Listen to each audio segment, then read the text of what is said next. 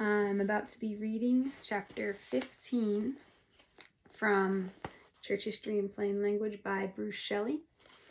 And this chapter is called Peter as Pontifex Maximus, Beginnings of the Papacy. There we go.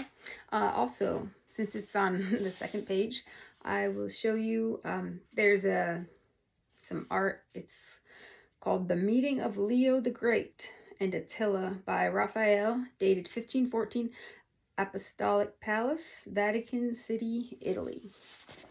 And here it is. Yep. So Leo, turns out, was the first pope, it appears. Okay, so let's get to it. Chapter 15. Also, I apologize for taking so dang long to get another chapter recorded. I've been super busy with work and stuff, so yeah. But I'm gonna try and have at least one more chapter coming out this week, and probably like 5 chapters within the next week and a half. So anybody who watches these, you can hold me to it. Also, I'm going to put some questions from this chapter in the chat, and anybody who watches this and wants to answer those, that would be awesome. I think it would be kind of fun to start doing that, so I'm going to start putting some questions in the chat for people to, just from like what was read. And you guys can give your thoughts and answers. All right, so let's get to it. We have chapter 15, Peter as Pontifex Maximus, Beginnings of the Papacy. You are the scourge of God, cried a hermit as Attila the Hun led his cavalry and well-armed foot soldiers out of the Caucasus to invade the western half of the Roman Empire. The Huns marched up the Danube in the 5th century, forced inhabitants on both sides of the valley to flee until he confronted Roman legions and their Gothic allies in Central Europe. Yes, you are the scourge of God, the hermit had prophesied, but God will break the tool of his revenge. Know that you will suffer defeat. In June 452, the scourge of God advanced on Rome. His sudden raid over the Alps brought him into northern Italy, where he met resistance at only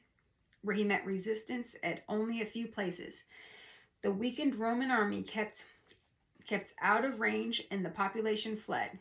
In spite of pestilence and mutiny, Attila drove his horses and warriors on. At a fordable spot on the Po River, Attila met representatives from Rome, the usual peace delegation. He was about to send them away when he heard that the Bishop of Rome, Leo, was there as an emissary for the Roman Emperor. Leo was commissioned to negotiate with one of the mightiest warriors of the panic-stricken world in the hope of avoiding chaos. He must save what there was to save. The Roman Emperor was doing nothing to preserve the ancient capital of the empire and its surrounding territories from devastation. So Peter's deputy, now acting in the name of the emperor, sat facing Attila alone. One-on-one, the contest seemed unequal. On the one side, the law of conquest. On the other, the law of faith. On the one side, triumph over armies. On the other, submission to the divine mysteries. An invading king and a resident churchman. Long before the arrival of the delegation from Rome, Attila had probably made up his mind about further military thrusts. Epidemics in his army, along with widespread famine, were forcing him to break off the advance, but nobody knew it, so he willingly granted an interview to the imperial envoy, and in the course of it, he granted the bishop's plea that the capital be spared. He even promised to withdraw from Italy, and he kept his word.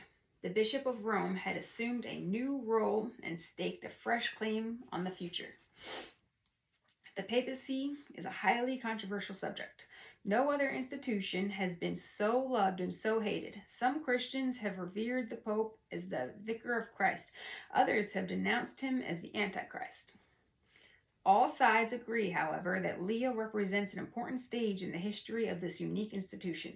He demonstrates the papacy's capacity to adapt to different environments in its long history. The Roman Empire, the Germanic kingdoms in the Middle Ages, the national states of modern times, and today the developing worlds of Asia and Africa. What is the foundation of the papal office, and when was it laid? Now we're at a new section, the Roman Catholic claim.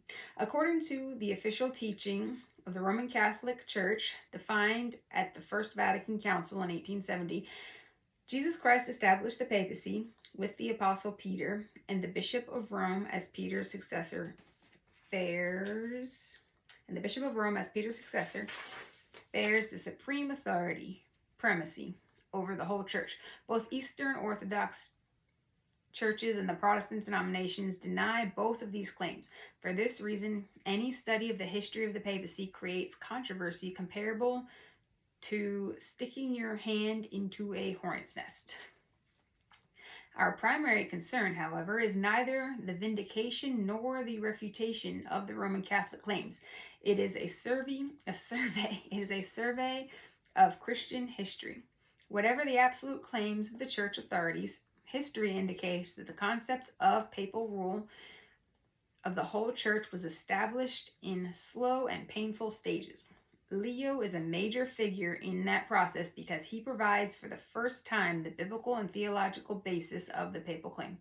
That is why it is misleading to speak of the papacy before his time. The term pope itself is not crucial in the emergence of the doctrine of papal primacy. The title Papa or Papa originally expressed the fatherly care of any and every bishop for his flock. It began to be reserved for the Bishop of Rome only in the 16th century, long after the claim of primacy.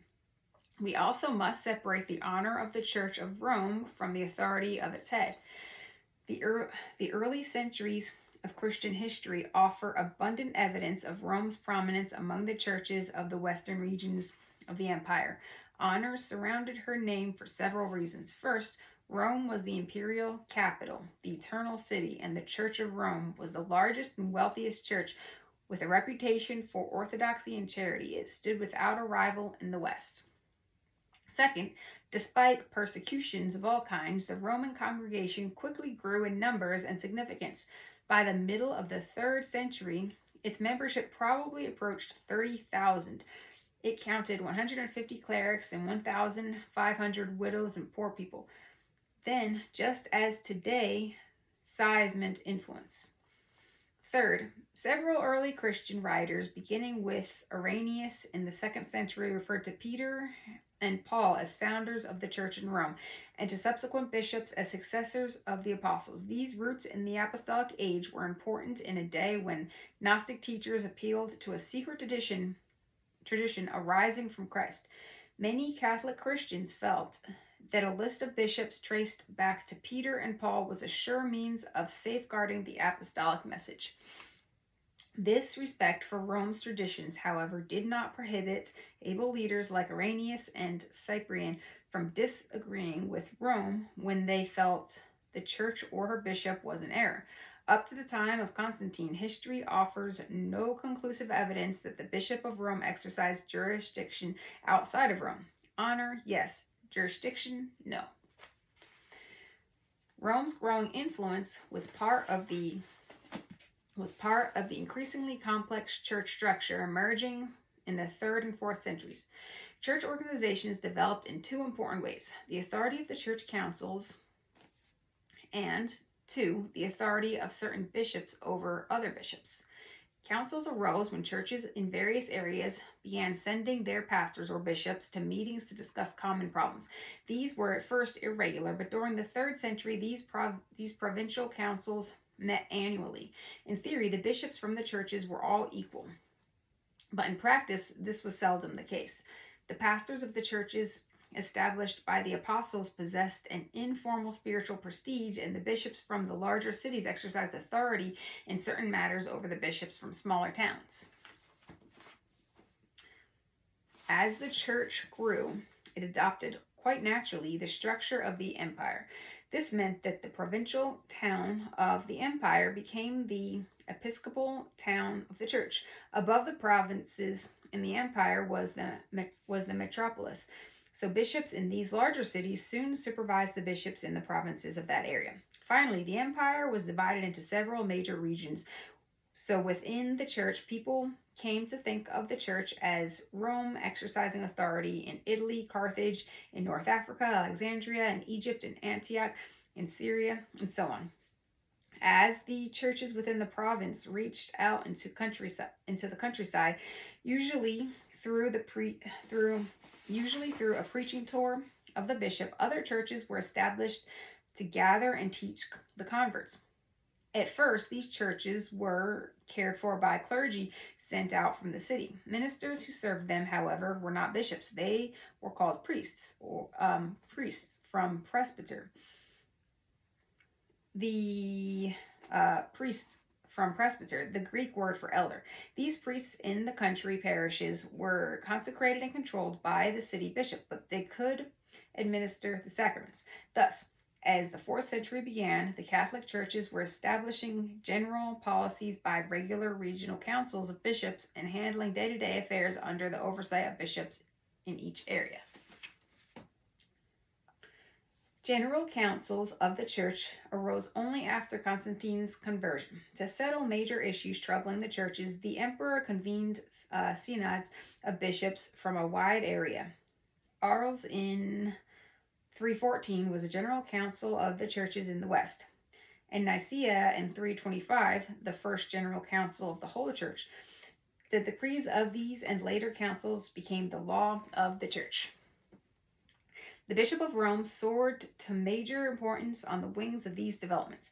The Council of Nicaea recognized the bishops of Alexandria, Antioch, and Rome as preeminent in their own areas. Jerusalem was granted an honorary primacy. Thus, by 325, the policy of patriarchates, that is, the administration of the church affairs by bishops from 3 or 4 major cities, was confirmed by non-conciliar action. I'm saying that kind of wrong. Non-conciliar, I'm just pronouncing it wrong. I know how to say it, or I know how it sounds. Conciliar action. I'm sorry. Okay, so next section, the imperial move east. In 330, an important new factor appeared. Constantine moved his imperial residence to the New Rome. The ancient city Byzantium on Bosporus, soon known as the city of Constantinople. This shifted the political center of gravity to the east, and as Constantinople's power increased, the political importance of Old Rome declined. Soon, the churches looked to the Bishop of Constantinople for spiritual and doctrinal leadership equal to that of the other major cities. Shortly after Emperor Theodosius entered Constantinople, he published legislation making Christianity the state church. Pagan sacrifices were forbidden. Their temples were closed, some of them destroyed by Christian fanatics. In May 381, the new emperor called a general council at Constantinople. As Constantine had done 60 years earlier, Theodosius made a personal appearance at the opening. He wanted to bring order into his official church. He invited, however, only bishops from the eastern part of the empire. The Italians were absent, notably Damasus, Bishop of Rome, who did not even send. The Italians were absent, notably Damasus, Bishop of Rome, who did not even send a representative. What did the emperor want? The confirmation and renewal of the Nicene Creed. That was the basic action of the council, but it also asserted the Bishop of Constantinople shall take precedence immediately after the Bishop of Rome, because his city, Constantinople, is the new Rome. In the West, they realized at once the significance of the confrontation of Old Rome and New Rome, and of the Bishop of Constantinople Constantinople's promotion. It was obviously a political move to buttress the episcopal power in the East. Was Rome to be left alone to go its own way? Damasus, the Bishop of Rome, objected to the council's action. Does the position of the church and its bishops depend on the status of some city in the empire? Rome's preeminence, he insisted, does not rest on any such historical accident or on the decrees of a council. At the synod in Rome the next year, bishops from the West argued, the Holy Roman Church takes precedence over the other churches, not on the ground of any synodal decision. Synodal decision is spelled like Synodal. I'm sure somebody who's listening, probably everyone who's listening, knows how to say that, or at least like most of you. Okay, so the Holy Roman Church takes precedence over the other churches, not on the ground of any synodal decisions, but because it was given the primacy by the words of our Lord and Redeemer in the gospel, when he said, thou art Peter, and upon this rock I will build my church. Thus we have the first mention of the primacy of the Roman Church. The church at Constantinople and the church at Rome were headed in different directions. That was clear by the end of the 4th century. Strains that eventually led to a break between the Christianity of the East and of the West were already apparent. Constantinople relied more and more on its political position and was drawn into the orbit of the Eastern imperial politics. The more that religion and politics became intertwined in the East, the less independent became the patriarch of the capital. In Rome, the conditions were markedly different. The weakness of the Roman Empire in the West led to a growing independence of the Bishop of Rome and the Patriarch of the West. The Pope had no strong rival. Deprived of the old argument of primacy based on Rome, the imperial city, the bishops of Old Rome relied more heavily on arguments from Scripture and tradition, the primacy of Peter. Bishop Damasus, 366 to 384, marked the transition to the new day for Old Rome. He was able to fuse the old Roman civic and imperial pride with Christianity. He could point to the noble basilicas dedicated to Peter and Paul. Built by Constantine, the churches rested on the shrines thought to mark the graves of the two saints. Although the East sent the apostles, said Damasus, yet because of the merit of their martyrdom, Rome has acquired a superior right to claim them as citizens. Such was the prelude to Leo. All right, now we're at another section, Leo's case for primacy. Quickly taking a drink break.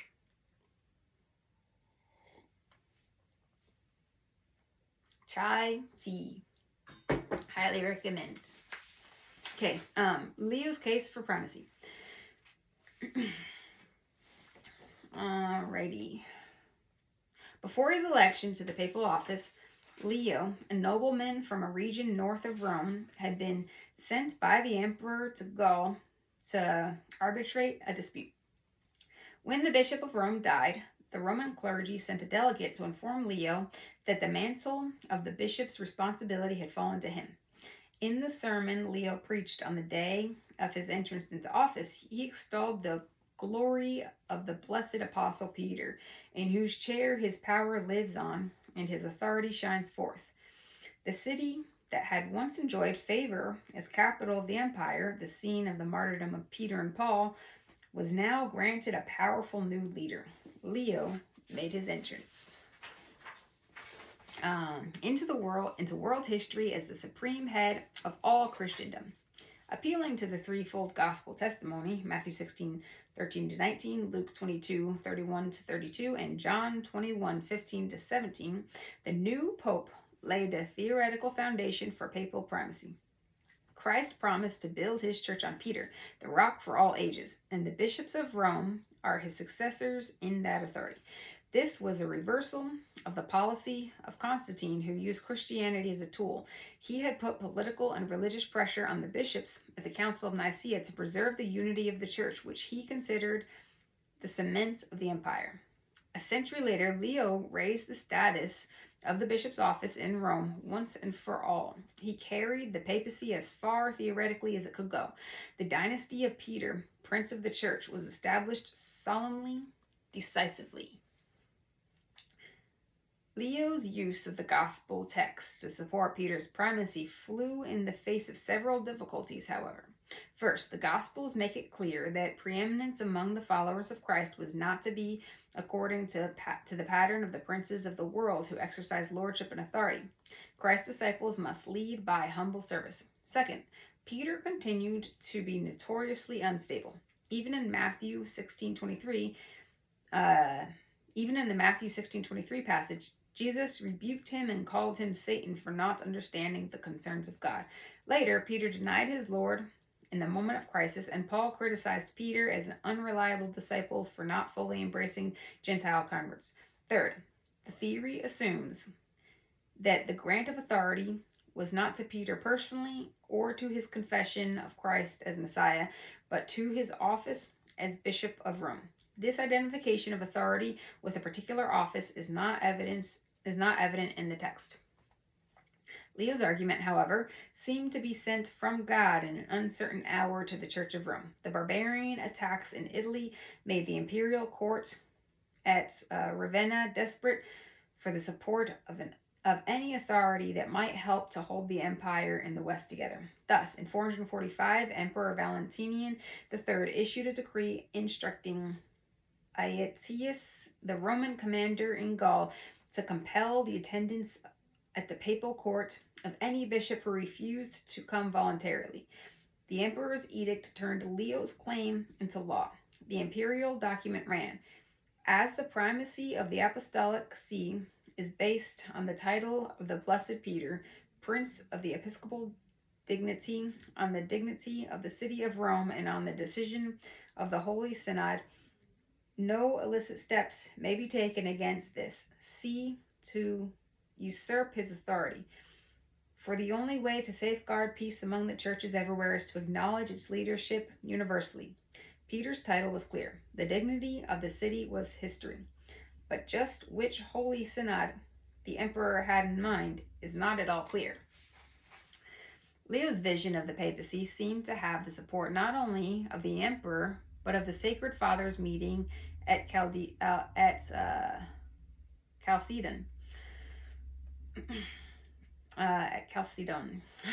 A year before the encounter with Attila, in October 451, the suburb of Constantinople on the Asiatic shore of the Bosphorus drew 350 bishops to defend the true faith against false interpretations of the life of Jesus Christ.